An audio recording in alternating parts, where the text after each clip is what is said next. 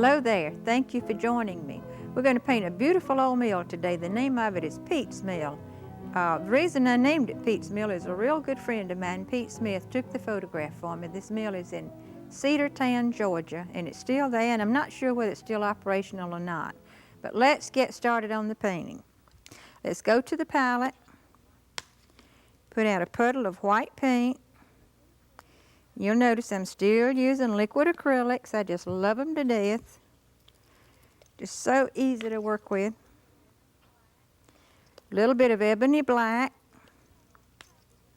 A little bit of dark chocolate. Now what we're going to do is we're going to, it's a little bit unusual approach that we're taking. We're going to start with the shadows in the mill. Get all of the shadow structure established first with the dark chocolate, ebony black, thinned just a little bit.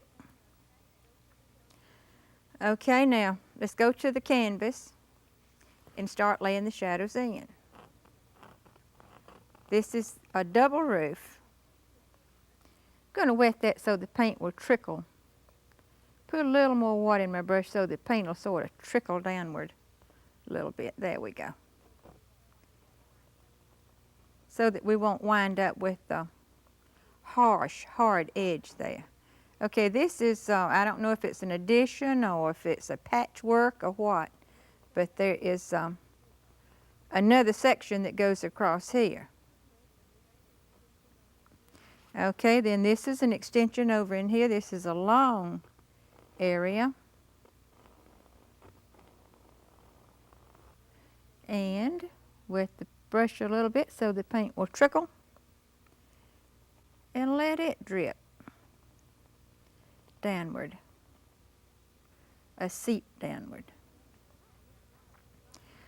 Okay, now I've got a little drying time. I can see that that paint is really good and wet, so I'm going to jump down to the underneath the mill and lay the shadows in here. Now these are cast shadows under here.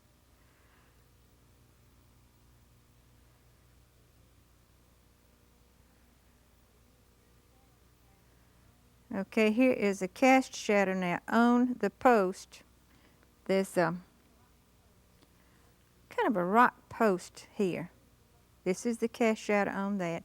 This is the local shadow here. That's just the space between the two posts. This is another post, a post. Let's see now, let's work around the wheel.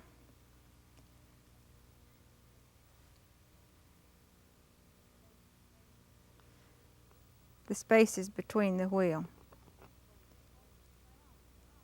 And this way we're saving the drawing of the wheel, and we don't have to kind of worry or fret over getting it back in case we lose it. This is a little space behind the wheel, a little shadowed area there.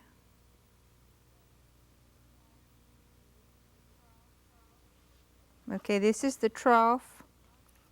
Little shadow here. You can already see the mill, can't you? Once you get your shadow structure established, you can see the shape of the object that you're painting. Okay, now I'm still going to work down in here just a minute. I'm going to add a little water now to my brush and blend these shadows down, because you know a shadow is not a solid. It's not solid, it's not opaque. You can actually see through a shadow, so we want to thin it out just a little bit at the bottom. Zip right on back across here and soften these. Okay, now let's add white to that same mixture. That was the dark chocolate, ebony black, thin your paint, and let's fill in the rest of the mill now. Go a little bit light. I'm going to use a little more white in that mixture. Okay, now we'll go back to the canvas. I'm going to fill in the rest of the mill now.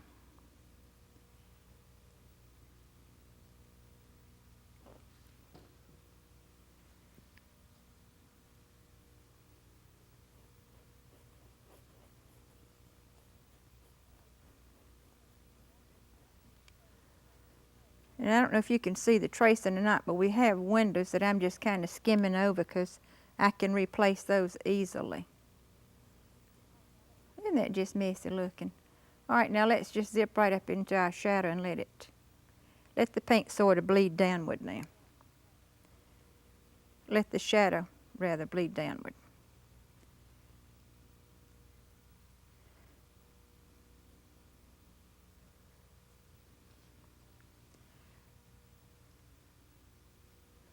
Turn my brush this way so you can see what I'm doing.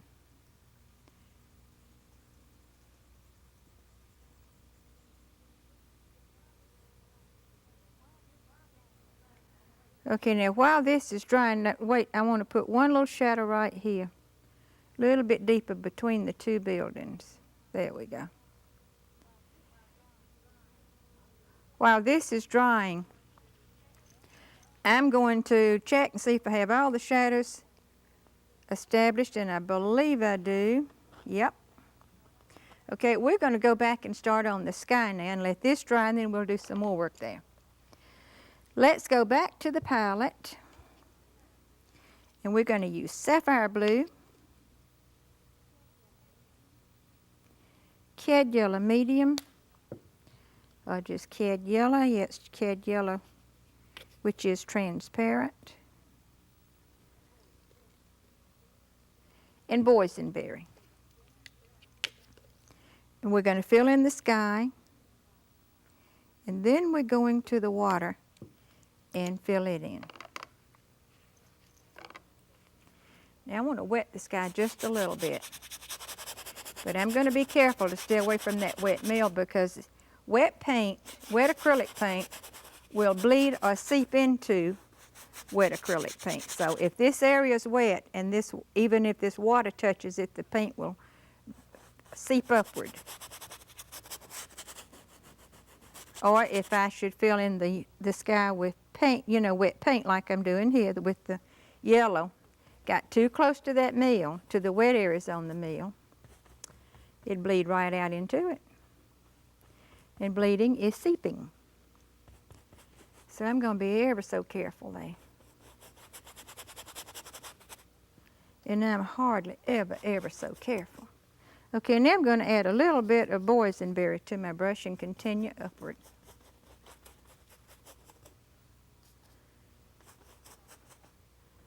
Now I can zip across the roof because I didn't wet it.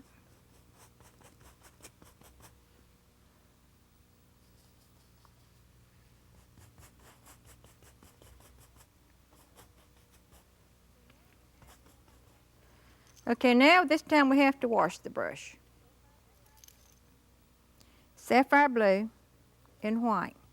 We're going to fill in the remainder of the sky.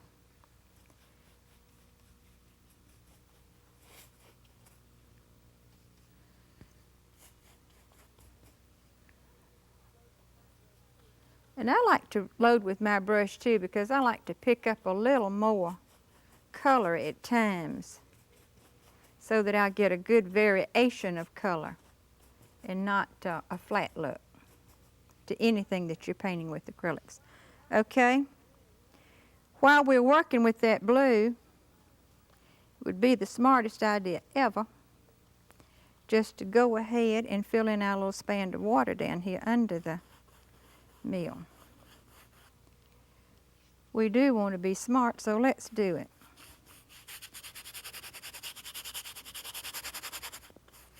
I'm using a bristle brush for this,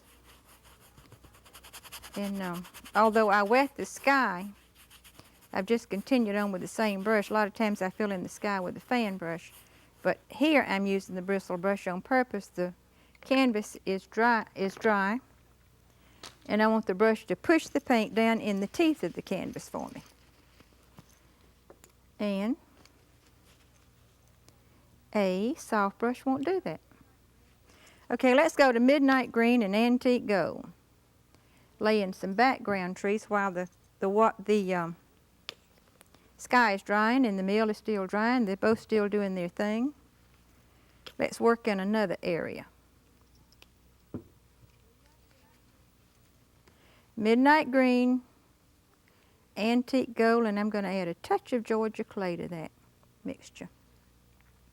Going to start around the meal now. The meal is dry enough in this area that I can start laying in these trees. This sort of just a little, kind of a little help to push the mill forward in the painting.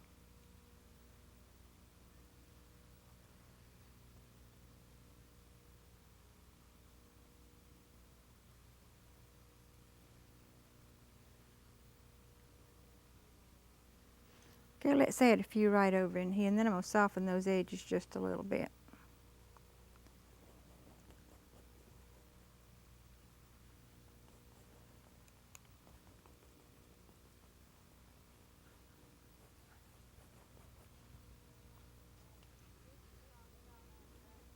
Now this is soft in value because this is going to be background work. We have some real dark trees that are going to hang out over these.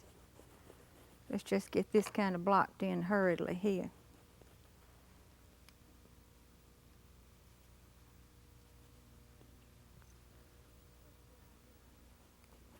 Push it on over.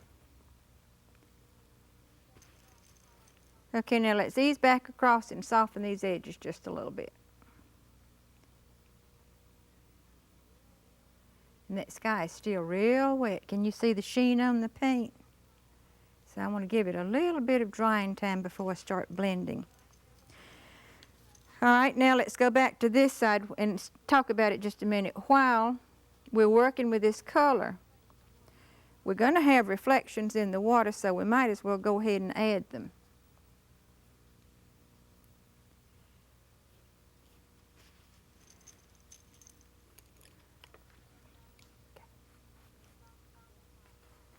I'm going to soften it down while the water's still wet.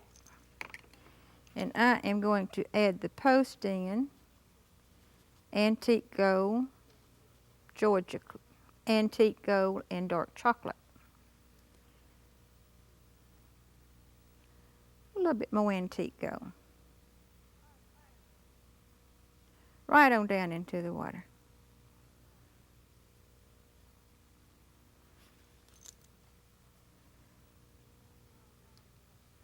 We'll just catch all these reflections now.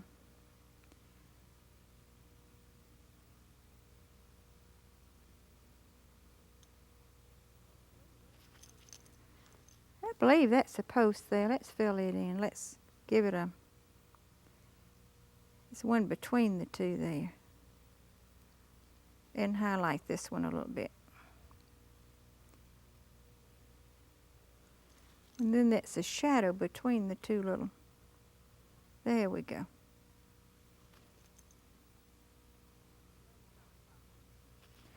And soften.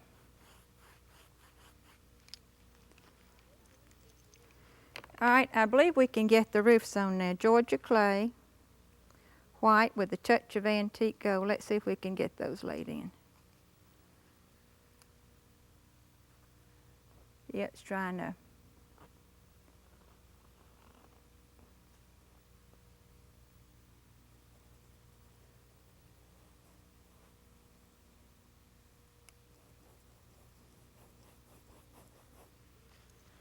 Okay, let's add a little blue to the bottom. Give it an old look.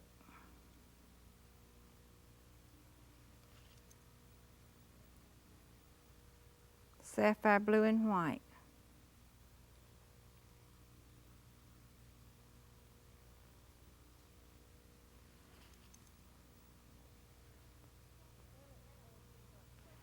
Okay, let's add some dark chocolate to the top. And notice the strokes. They're angled purposely.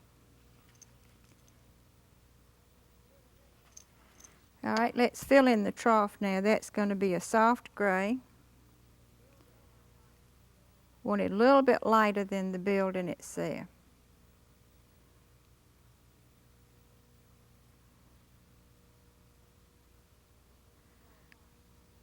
This is the far side of it. It'd be a little bit darker.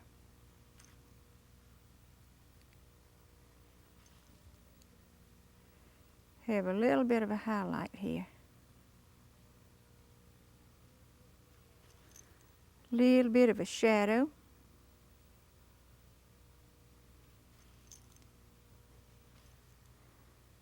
Let's add some windows now.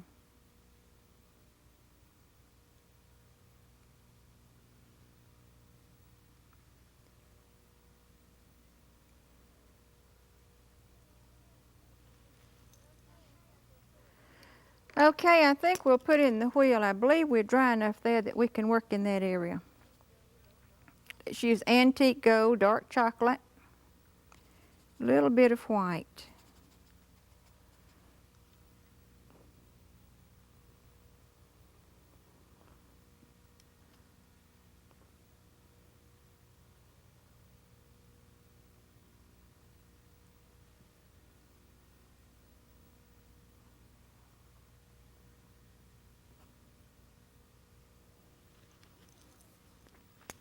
And you know what I see? Another little post here.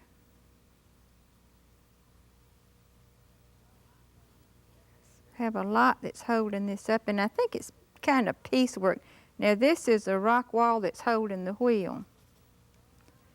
I think they've done a lot of repair. But it's a beautiful old place. It's in Cedartown, Georgia. And painting this is sort of like a puzzle, especially when you're working with the wheel and things of that sort. You just have to kind of piece it together, really. And I think we have done a fantastic job. Let's give the suggestion of rocks now.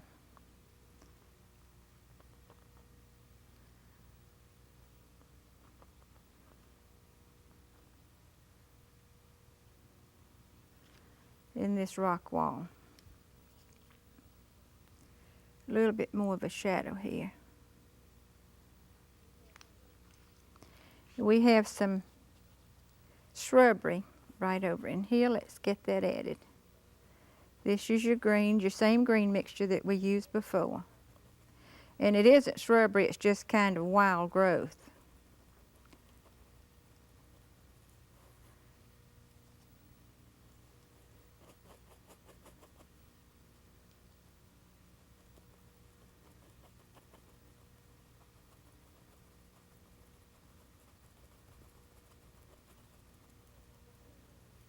And just sort of stipple it in.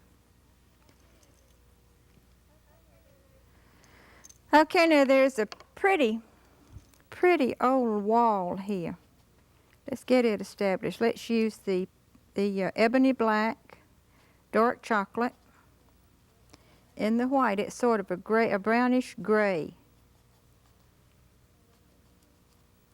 I'm gonna wet that. Thin the paint just a little bit with a little more water and let it kind of trickle too.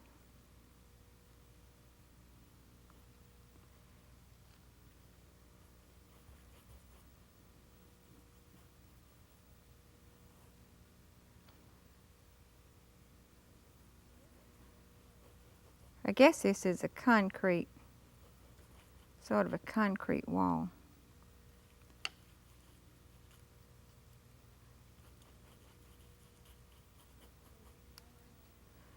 Edges right on out into the water.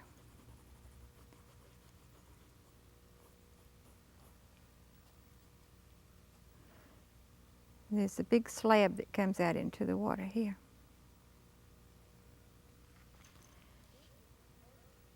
And this is an opening that the water comes through. Of course, it would be darker in the corner, and then it would lighten up as it catches light.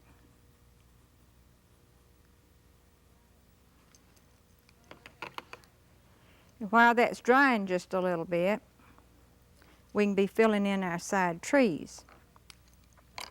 And we're going to use dark chocolate and dark chocolate and midnight green.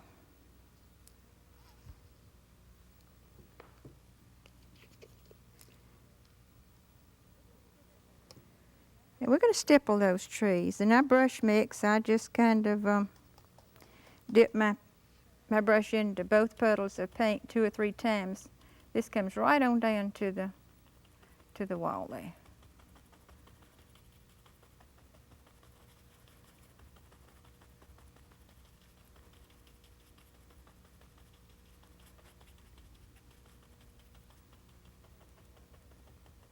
Let it hang over just a little bit. Now I'm going to stop just a minute and use my mop and blend a little bit of this guy real quickly.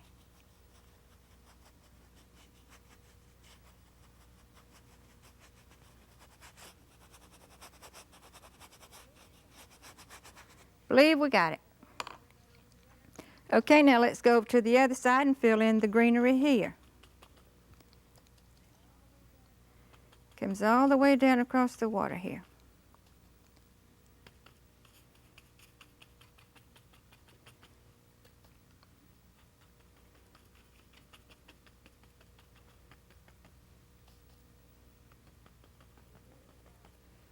And here goes the dark one that I told you would overlap the other. It actually overlaps part of the meal.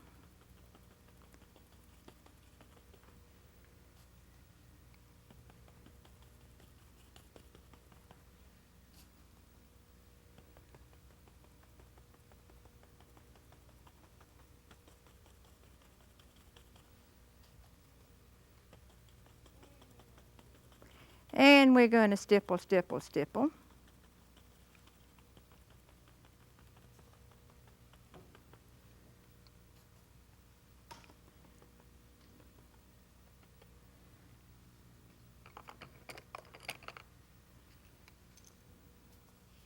I can see this is a little bit crooked here. Just take a minute, see if I can just kind of tidy it up a little bit. Now I'm going to tidy up these edges of these windows a little.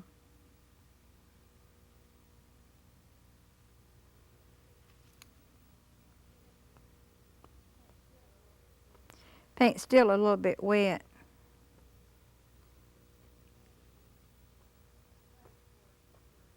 But it's working pretty well. Tidy this area up just a tad.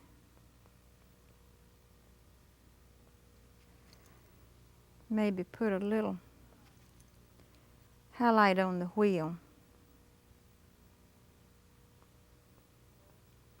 And on the hub.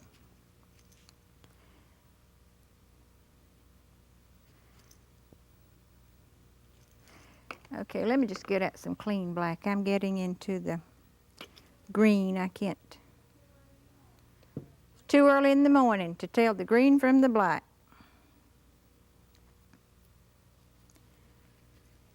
I want to reinforce these shadows a little bit, and then we got some more work to do on the water.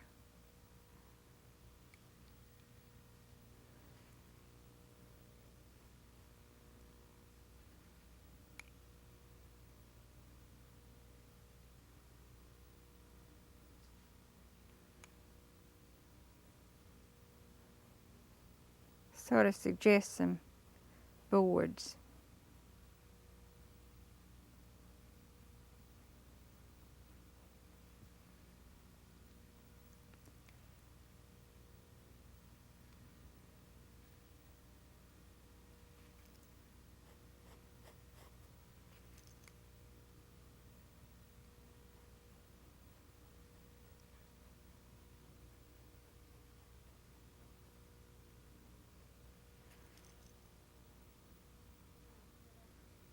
Anyway, I see a little spot of white that's left. I was trying to touch it up. Okay, let's go back to the water now.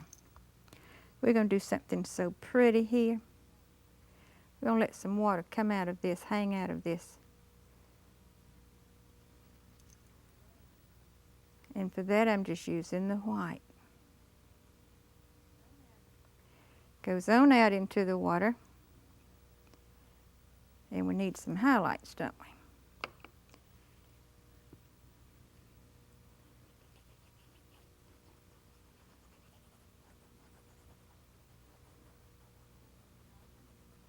And soften, and we need some water lines against the edge here.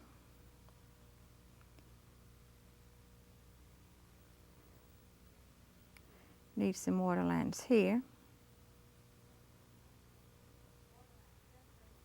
waterline, separate your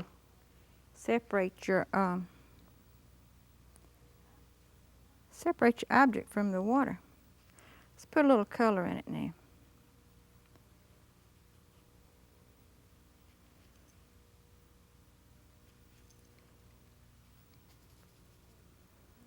Let's add some interest to this old concrete business here.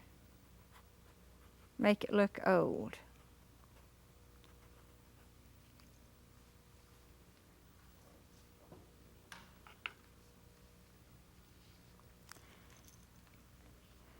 All right, let's get us a few little water bubbles here and there.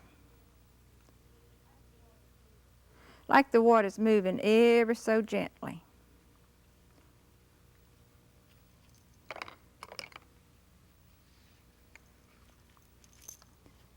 And I want to add a highlight or two in some of this greenery to soften it a little bit.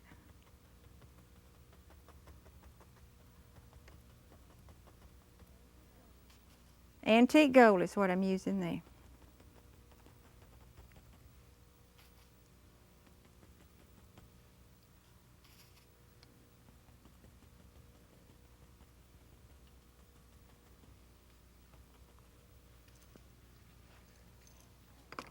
Okay, let's have a look at it. I think it's pretty well finished. I've enjoyed being with you. Thank you.